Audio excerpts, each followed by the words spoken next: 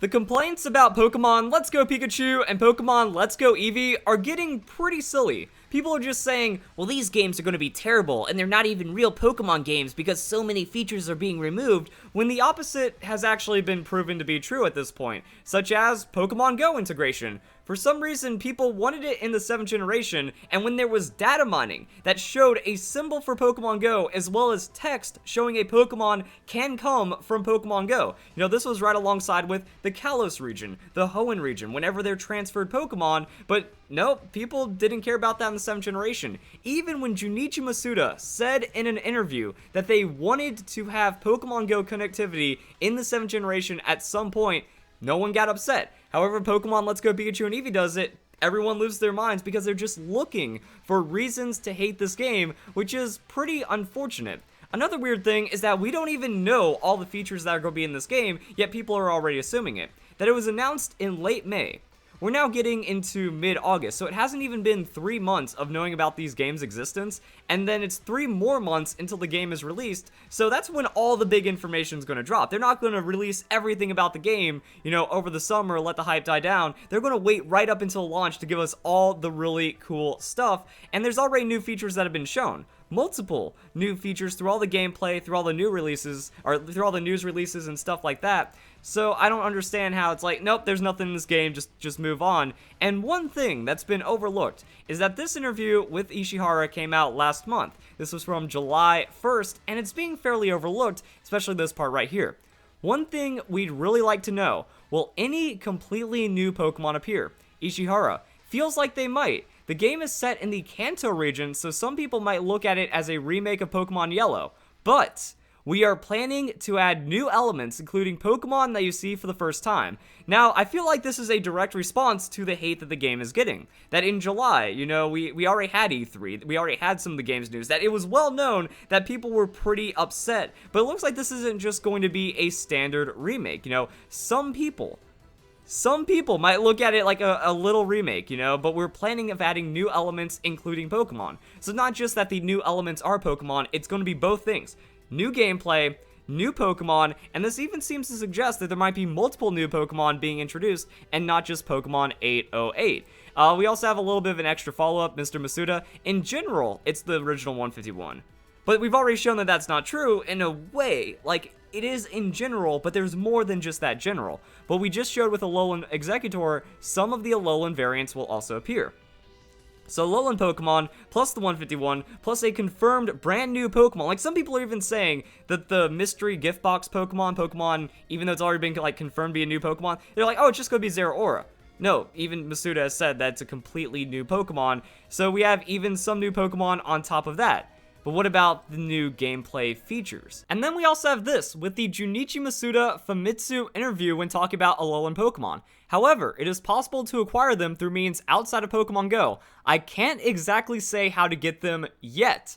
So that means there's definitely more features that have not been talked about for Pokemon Let's Go Pikachu and Eevee, but I will say that you get them through something that's pretty well established part of the mainline Pokemon series. So saying that a feature isn't being removed and is returning for Pokemon Let's Go Pikachu and Eevee, and it's going to be something new to be announced when the time comes. So at the very least, we have gameplay features confirmed that they haven't been shown yet, while also alluding to many other things that are going to be new to Pokemon Let's Go Pikachu and Eevee. What else is left to be revealed?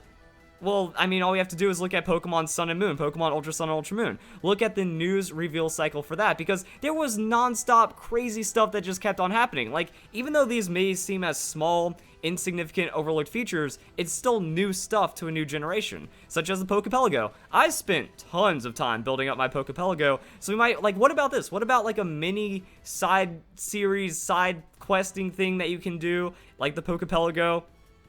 I'm not saying that they're going to bring that directly back. There could be something where you farm items, you farm candies, you can maybe pick up Pokemon on the side. It's not like anything we've seen in before. That's kind of what makes this video difficult. I can't predict a feature, because no one could have predicted the Pokepelago. Nobody could have predicted the Festival Plaza. But I mean, you just keep going down and down the list with what happened for Pokemon Sun and Moon. We had the Island Scan. So we had the scanner that actually turned into a new feature. We had Island Trials.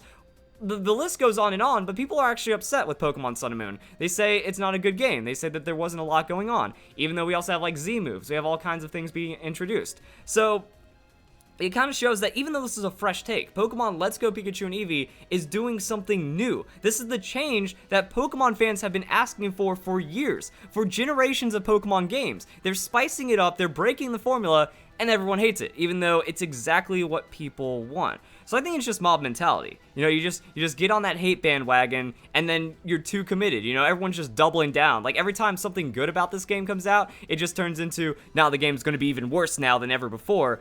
And people are just loving to hate. They're sticking with their group that thinks the games are going to be bad, and that's just kind of a problem that we see with the internet in general these days, which is kind of upsetting. And then looking at Pokemon Ultra Sun, Ultra Moon, new things were added in.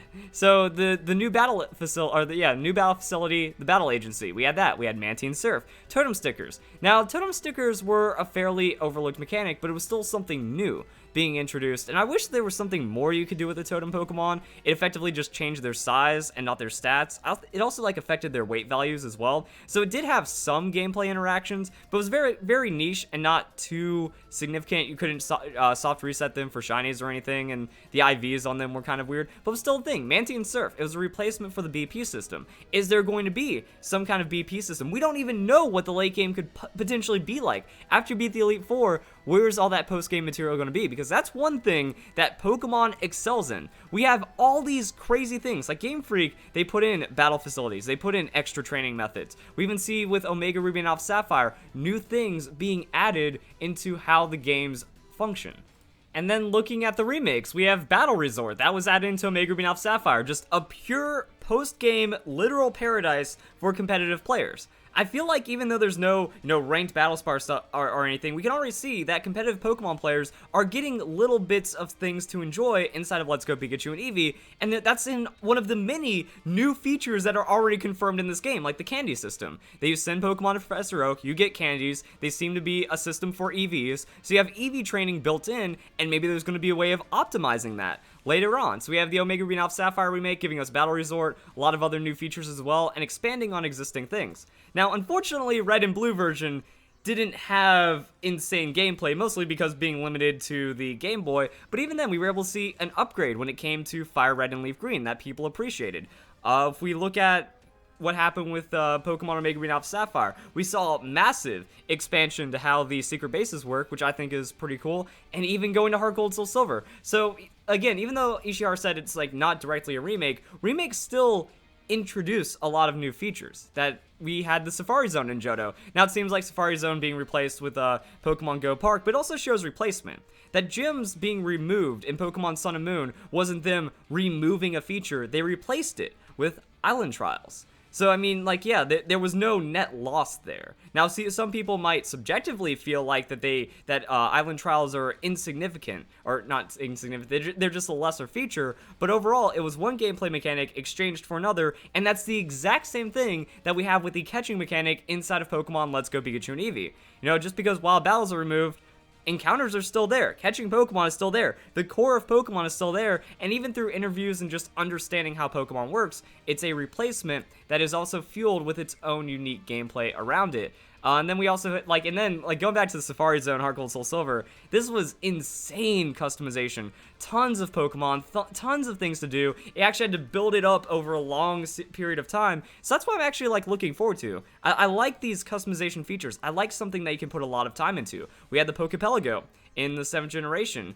The berry plantation, having the berry trees in X and Y was kind of a feature. The Friend Safari was kind of a feature as well. So, I mean, there was a lot of things that just kind of added into it, which I think was pretty cool. We had the Safari Zone, we had the Black and White City, as well as the what was it called? Joint Avenue in 5th generation. So, Game Freak doesn't just kill off features and then not replace it with anything. And even if they don't add too much more in Pokemon Let's Go Pikachu and Eevee, we've already seen a lot. And it's supposed to reward Pokemon Go players, but also have replacements inside the games that we've already seen Is this the interview? Yeah, Alolan Pokemon will not appear in the wild in game as they can't be caught in game. However, it's possible to acquire them through means outside of Pokemon Go. So even if you don't play Pokemon Go, if you don't have a smartphone, if you haven't engaged with that game, there's going to be features, there's still going to be things you can interact with. You're not really losing out by not being able to play Pokemon Go. Or if you just refuse to play Pokemon Go, you're still going to have access to everything else that's going on,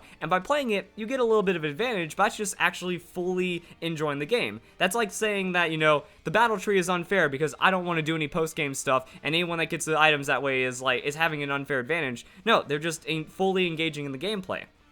That means you're going to have to work harder somewhere else to actually be able to make up for that loss. I don't see anything wrong with that at all. Like, if someone's able to make it to the Safari Zone day 1 and then have, all their Alolan Pokemon transfer over, they get rewarded. It's either going to take, the Pokemon they're looking for. So they already have Trade Bait. They already have the stronger or the more interesting competitive Pokemon. The only way you can get Dark types is going to be through Mega Evolving Gyarados or through the Alolan Pokemon, Raticate, Persian, and Muck. And that's going to be, the best way of fighting off Psychic-type Pokemon, in theory. So when we look at it like this, yeah, it's just going to be a lot of feature replacement and a lot of feature expansion that no one could have predicted.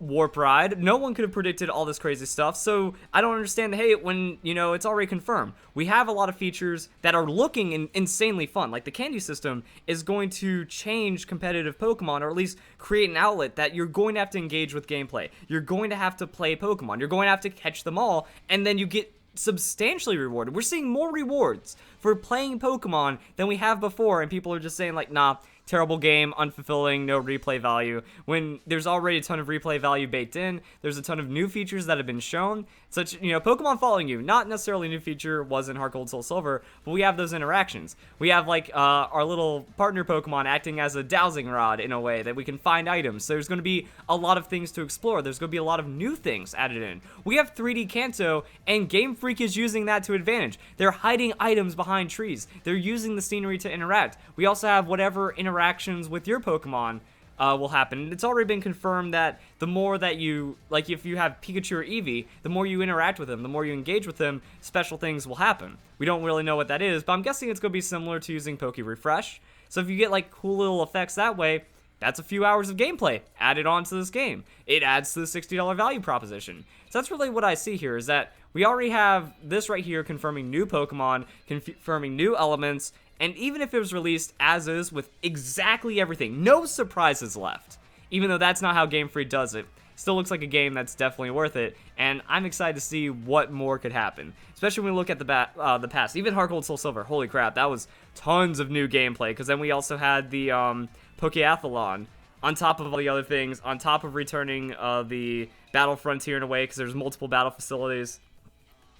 So there was just a lot going on, and I feel there's going to be a lot going on, especially as we look to the post-game, and we need something big. This game is going to need a lot of those features to help integrate players into Pokemon 2019, 8th generation, whatever those games are going to have. So it's looking great for Pokemon Let's Go Pikachu and Eevee, and I can't wait to see what new features come in. So guys, enjoy the video. Hope you all have a nice day. Thank you very much for watching.